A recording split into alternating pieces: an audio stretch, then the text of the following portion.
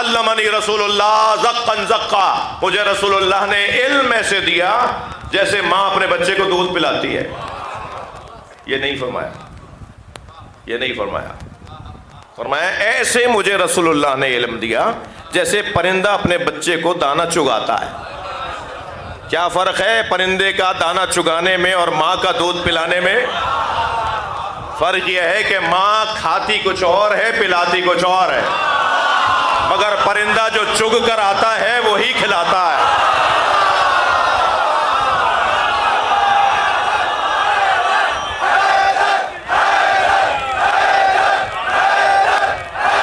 بلندتر صلوات.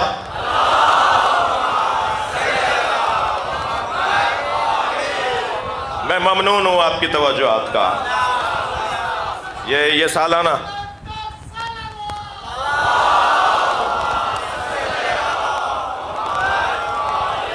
یہ سالانہ مجلس خمسے کی آخری مجلس ہے، اور آپ کی تھوڑی سی اور توجہ چاہوں گا. جی آج تو اگر آپ خدا نخواستہ ناراض بھی ہو گئے تو کل مت آئیے گا. ایک بلند صلوات پڑھے ماما. اللہ صلی اللہ.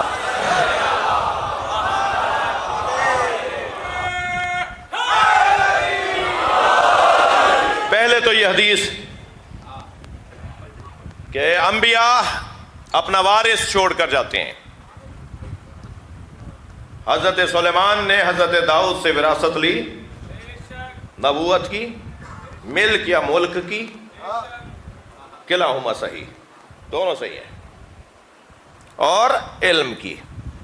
مگر ایک اور حدیث بھی جس میں اور واضح تر، اب اس میں تو اشارہ ہے نا، وہ میں کوئی کہے مولانا بات اور مزیدار ہو جاتی تو کیا بات تھا، کیا بات تھی، اور زیادہ مزیدار بات ہو جاتی. یہ بہرحال اشارہ تو ہے کہ مال بھی وراثت میں انبیاء چھوڑ کے جاتے ہیں، مگر تھوڑا اور روشن تر ہو جاتی بات.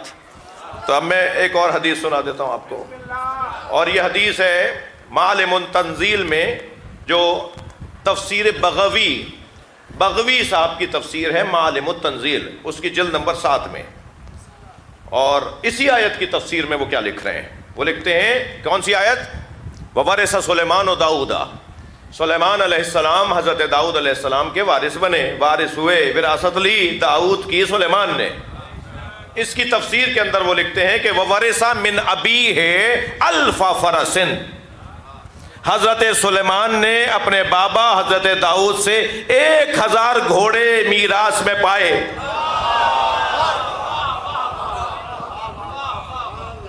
1000 گھوڑے جب ان کو میراث دی جانے لگی اور انہیں بتایا گیا کہ آپ کے بابا کیا چھوڑ کر جا گئے ہیں، تو اس میں 1000 گھوڑے، زمینیں تھیں، جانور تھے جی، اور سامان تھا، گھر کا سامان تھا، ان میں سے 1000 گھوڑے. میں عربی پڑھ رہا ہوں، سرچ کیجئے. ہاتھ کنگن کو آرسی کیا ہے جی؟ حضرت سلیمان علیہ السلام نے حضرت داؤد سے میراث، نہ صرف مالی میراث لی بلکہ اتنی بڑی میراث لی جی. وَوَرِثَ مِنْ أَبِيهِ أَلْفَ فَرَسٍ، فرس گھوڑے کو کہتے ہیں، 1000 گھوڑوں کی میراث. کتاب خدا کافی ہے تو نبھانا پڑے گا، سنبھالنا پڑے گا. حسبنا کتاب اللہ، ہمیں کتاب خدا کافی ہے. یہ کہہ کون رہا ہے؟ یہ کیوں کہہ رہا ہے؟ یہ کسے کہنا چاہیے؟ کون کہہ سکتا ہے؟ بات بہت اچھی ہے، جملہ بڑا اچھا ہے، جملے کا انکار نہیں کروں گا، مگر بول کون رہا ہے؟ یہ بول وہ سکتا ہے جس پر قرآن اترا ہو. نبی بولے نا یہ کہ مجھے کتاب خدا کافی ہے. جس پر قرآن اترا ہے، جس پر کتاب اتری ہے، وہ بولنے کا حقدار تھا، مگر ان کے علاوہ کوئی بولنے کا حقدار ہے؟ اچھا پھر کافی ہے کا کیا مطلب ہے؟ کتاب خدا کافی ہے کا کیا مطلب ہے؟ فرض کیجئے جناب موسیٰ کاظم صاحب تشریف فرمائیں، اللہ کرے میری مثال منتقل ہو جائے. میں ان کے گھر مہمان ٹھہرا, تو جیسے ہی پہنچے ہم تو کچھ دیر کے بعد, موسیٰ بھائی اجازت ہے آپ کی مثال اچھی ہے, ایک صلوات پڑھیں ذرا محمد.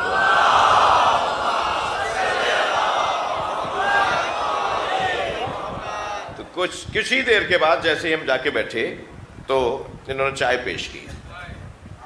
ہم نے تھکے ہوئے تھے تو 2 پیالی پی لی. تو جب یہ تیسری ڈالنے لگے تو میں نے کہا نہیں کافی ہے.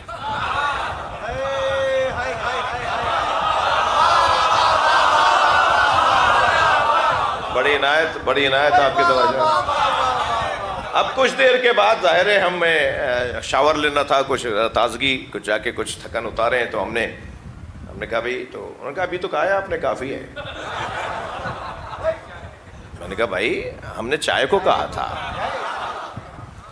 پھر کچھ دیر کے بعد ہمیں بستر کی ضرورت پڑی.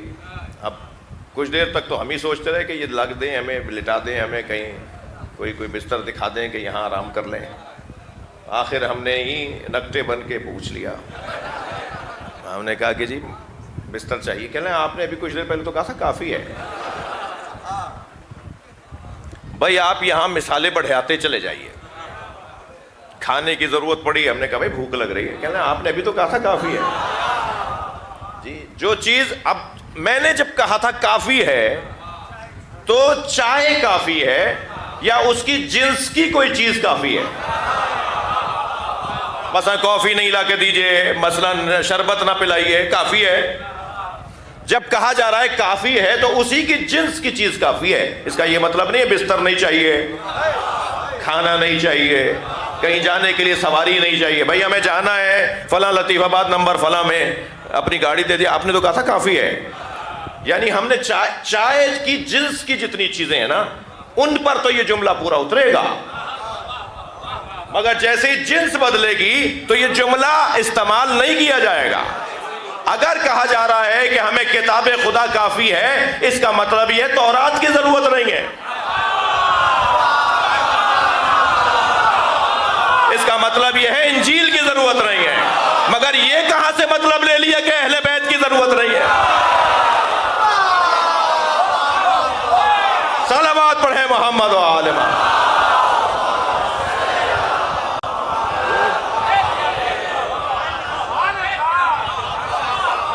مگر بولنے والا تو اس وقت بول رہا تھا جب نبی نے کہا تھا لاؤ کاغذ و قلم, میں تمہیں ایسی وصیت لکھ دوں جو میرے بعد تمہیں گمراہ نہیں ہونے دے گی. تو آواز آئی ہمیں کتاب خدا کافی ہے. توجہ چاہوں گا, تم تو کہتے تھے انہیں لکھنا پڑھنا نہیں آتا, دے دیتے نا.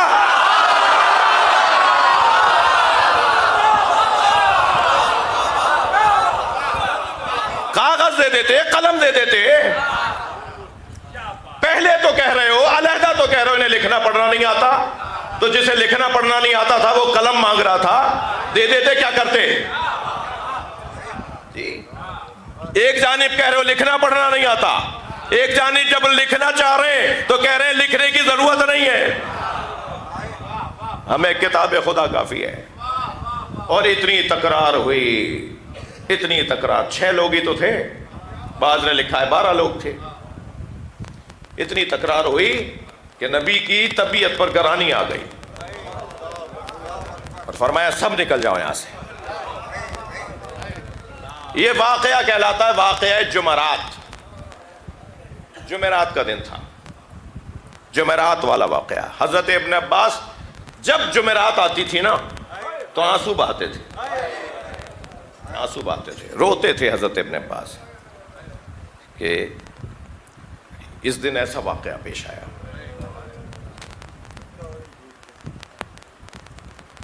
وصیت کتب علیکم اذا حضر احدکم الموت. میں نے آج 5ویں مجلس میں آیت کا ختام پیش کیا ہے. نبی نے کاغذ قلم مانگا تھا وصیت کے لیے, نبی کو نہیں دی گئی, نہیں دیا گیا کاغذ و قلم. ہمارے لاہور والے ڈاکٹر صاحب نے کہا کہ کاغذ و قلم تو علی کے پاس ہوتا تھا, غصہ کہیں اور کیوں ہے؟ آپ کا غصہ کسی اور پہ کیوں ہے؟ کاغذ و قلم تو علی کے پاس تھا، نبی کاغذ و قلم مانگ رہے تھے تو علی کو دینا چاہیے تھا. تو ہم نے کوئی 25 جواب دیے اس کے، ان میں سے ایک جواب سنا دیتا ہوں. کاغذ مولا علی کے پاس ہوتا تھا، قلم نبی کا مولا علی کے پاس ہوتا تھا، تو کاتب وحی کوئی اور کیوں ہے؟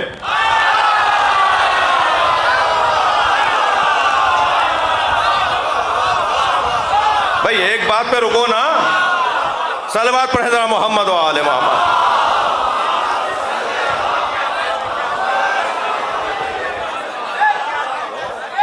بھائی ایک بات پہ رک جائیے نا آپ. کاغذ اور قلم مولا علی کے پاس تھا تو کسی اور نے کیوں کہا تھا ہمیں کتاب کافی ہے؟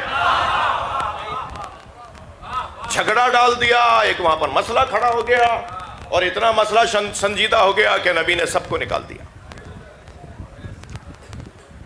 وصیت تحریری طور پر نبی کو لکھنے نہیں دی گئی. اب یہ وہ باتیں ہیں جو برداشت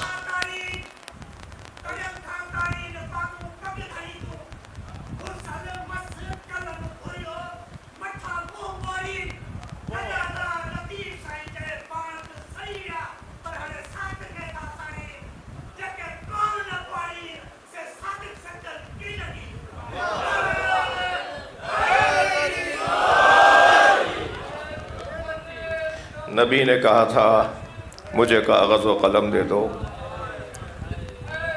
نبی کو کاغذ و قلم نہیں دیا گیا. نبی نے کہا تھا میرے حسین کا خیال رکھنا، نبی نے کہا تھا میرے حسن کو زہر نہ دینا، میری فاطمہ کو رلا نہ دے. صحیح مسلم کی روایت ہے، اذکرکم اللہ فی اہل بیتی، میں تمہیں اللہ سے ڈراتا ہوں اپنے اہل بیت کے بارے میں. اللہ سے ڈرنا، میری فاطمہ پہ دروازہ نہ گرانا.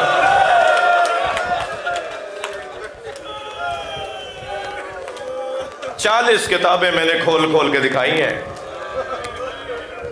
40 کتابیں کھول کھول کے دکھائی ہیں. لاہور والے دانشور ڈاکٹر صاحب نے باقاعدہ 6 گھنٹے کا اپنا ریکارڈ کروایا کلپ، اپنا بیان. اس میں کہا شیعہ علماء جھوٹ بولتے ہیں، شیعہ ڈھونگ رچاتے ہیں، واویلا مچاتے ہیں، جعلی روایتیں سناتے ہیں، اپنے لوگوں کو رلانے کے لیے نہ جانے کیا کیا جھوٹی باتیں سناتے ہیں. ایک سال تک میں انتظار کرتا رہا. بار بار آپ میں سے مومنین لالا کے وہ کلپ دکھاتے تھے. ڈاکٹر صاحب کہہ رہے ہیں شیعہ ذاکرین، شیعہ علماء جھوٹ بولتے ہیں، کوئی بی بی پہ دروازہ نہیں گرا، کوئی سیدہ کے دروازے کو آگ نہیں لگائی گئی، کچھ نہیں ہوا، یہ شیعہ جھوٹ بولتا ہے. میں 1 سال تک اسے کلپ کو دیکھتا رہا. میں سید ہوں،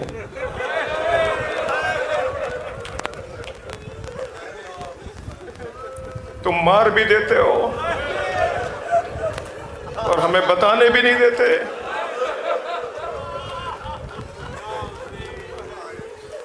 میں نے بہت سارے اپنے بزرگوں سے رابطہ کیا، اس کا جواب دو، اس کا جواب دو، اس کا علمی جواب دو. یہ ان لوگوں کو جھوٹا کہہ رہے ہیں جو تقوی و پرہیزگاری کا پہاڑ ہیں. آیت اللہ وحید خراسانی، آیت اللہ خوئی، آیت اللہ حکیم، یہ پہاڑ تھے تقوی و پرہیزگاری کا. یہ کہہ رہے ہیں شیعہ علماء جھوٹ بولتے ہیں، شیعہ علماء جھوٹ بولتے ہیں، ڈھونگ رچاتے ہیں، واویلا مچا، یہی الفاظ ہیں ان کے. تو میں 1 سال تک انتظار کرتا رہا. پھر اس فقیر نے ایک 35 منٹ کا اپنا ایک ریکارڈنگ کروائی، اپنے سامنے وہ ساری کتابیں رکھی، وہ موجود ہے یوٹیوب پر، اور میں نے کھول کھول کے دکھایا یہ آپ کی کتاب ہے، یہ آپ کی کتاب ہے، یہ لکھنے والا آپ کا بڑا ہے. میرا مزاج نہیں تھا یہ، اگر جب کلپ وہ میرے سامنے آتا تھا تم نے سیدہ کا بچہ مار دیا، تم نے سیدہ کے بچے مار دیے، اگر تمہارا کوئی تعلق نہیں ہے تو تم دفاع کیسے کر رہے ہو ان کا؟ 1% امکان کے مطابق بھی احتیاط کا تقاضا تھا کہ خاموش رہتے، کہ اگر 1% بھی امکان ہے کہ ایسا ہوا ہوگا تو وہ جو 1% ہے نا وہ سیدہ کی طرف ہے۔ احتیاط کا تقاضا یہ تھا کہ تم خاموش رہتے، مگر تم نے کہا جھوٹ میں بولتے ہیں، ڈھونگ رچاتے ہیں۔ 40 کتابیں میں نے کھول کھول کے دکھائیں کہ یہ آپ کی کتاب ہے، یہ آپ کے یہاں سے چھپی ہے، یہ فارسی میں ہے، یہ عربی میں ہے، اور اس میں کیا لکھا ہوا ہے۔ ایک کتاب میں تو عجیب جملے لکھے ہیں۔ پھر الٹی سیدھے جوابات مجھے دیے ایک صاحب نے پنجاب سے، اس کا جواب بھی ہم نے، اب 5واں ایڈیشن اس کا آ رہا ہے، مصائب فاطمہ زہرا کے نام سے وہ کتاب ہے۔ اتفاق سے آج ہی وہ کتاب 5ویں ایڈیشن کے لیے تیار ہوئی ہے۔ 1000 سے زیادہ لوگ اس کتاب کو پڑھ کر شیعہ ہو گئے، میری اس کتاب کو پڑھ کر، جی بی بی زہرا کے مصائب کی۔ اس میں ایک کتاب میں تو یہ لکھا ہے کہ 5 سال کی جناب زہرا نبی کے سامنے سے گزریں، سرکار نے اپنی بچی کو جاتے ہوئے دیکھا تو سیدہ گزر رہی تھی، نبی رو رہے تھے، تو نبی کی ایک زوجہ نے فرمایا یا رسول اللہ آپ فاطمہ کو دیکھ کر رو کیوں رہے ہیں؟ فرمایا جب میں فاطمہ کو دیکھتا ہوں تو مجھے یاد آتا ہے اس پر میرے بعد کیا گزرے گی۔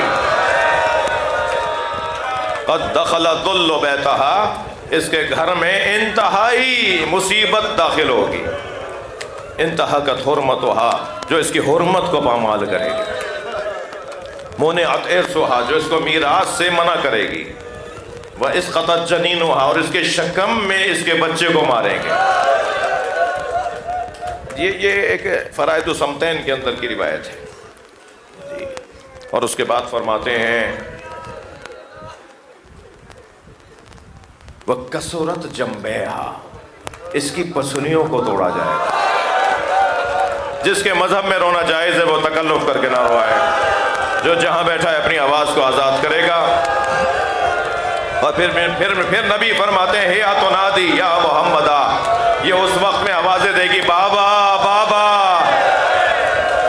یہ اس وقت میں آوازیں دے گی بابا، تستغیث ولا تغاث، مدد کو پکارے گی، کوئی اس کی مدد نہیں کرے گا۔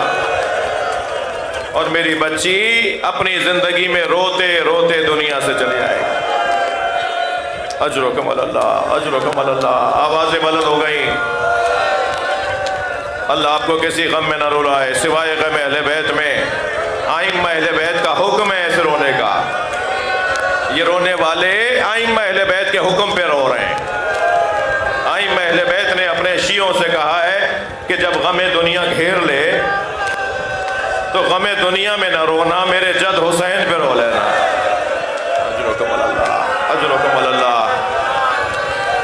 عزادارو محشر میں اجرکم اللہ، محشر میں جناب زہرا کی جب آمد ہوگی نا، روایت کہتی ہے سیدہ جب محشر میں داخل ہوں گی تو سیدہ کی سواری آگے آگے چل رہی ہوگی، اور بی بی کی سواری جب عرش کے سامنے پہنچے گی تو بی بی اپنے مہاری سے کہیں گی کہ سواری کو روک دو، تو جس فرشتے نے جناب زہرا کی سواری کو پکڑا ہوا ہوگا وہ سواری کو روک دے گا۔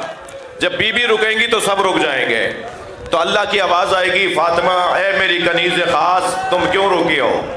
تو بی بی فرمائیں گی یا اللہ مجھے آج انصاف چاہیے، بِأَيِّ ذَنبٍ قُتِلَتْ، میرے بچوں کو کس جرم میں مارا؟ آواز قدرت آئے گی فاطمہ مانگو کیا مانگنا چاہتے؟ بی بی فرمائیں گی یا اللہ مجھے حسین ایسا دکھا جیسے عصر عاشورہ تھا۔ آواز قدرت آئے گی فاطمہ برداشت نہیں کر پاؤ گی۔ سیدہ فرمائیں گی یا اللہ میں اہل محشر کو بتانا چاہتے، اجرکم اللہ، اجرکم اللہ۔ وسط تسلی کر کے روئیں گے، وسط محشر کی زمین کو اونچا کیا جائے گا، محشر کی درمیانی زمین کو اونچا کر دیا جائے گا، چاروں طرف اہل محشر ہوں گے اور زمین درمیان کی اٹھائی دی جائے گی تاکہ سب دیکھ لیں۔ جب زمین اٹھ جائے گی نا تو پھر آواز غیب آئے گی ھذا حسین، منظر نظر آئے گا امام گھوڑے پہ ڈگمگا رہے ہیں، کا دن ہے، عصر کا وقت ہے، امام حسین گھوڑے پہ کبھی دائیں گرنے لگتے ہیں کبھی بائیں گرنے لگتے ہیں، وہ منظر محشر میں دکھایا جائے گا، اور یہ عجیب بات ہوگی کہ وہاں حسین گھوڑے سے گرتے نظر آئیں گے، ادھر جناب زہرا اپنی سواری سے گریں گے۔ یہ جیسے آپ رو رہے ہیں نا، ایسے ہی رونے کی آوازیں بلند ہو، واہ مصیبتہ کی صدائیں بلند۔ اجرکم اللہ، اجرکم اللہ۔ ہو گئی مجلس، آپ نے گریہ کر لیا۔